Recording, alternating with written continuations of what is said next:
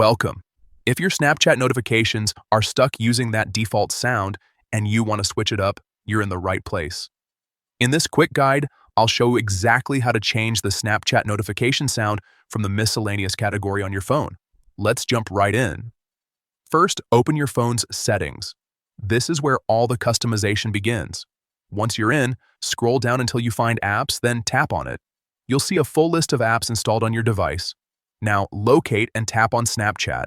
This will open the app's specific settings where you can control permissions, storage, and notifications. Next, tap on Notifications. This section manages every type of alert Snapchat can send to your phone. You might notice different categories here, and that's important because Snapchat separates notifications into specific groups. From here, tap on Notification Categories. This is where things get more detailed. You'll see multiple categories listed depending on your device and Snapchat version. Look for Miscellaneous and tap on it. This category often controls general notifications that don't fall under chats or stories, which is why many users overlook it. Once you're inside Miscellaneous, tap on Sound.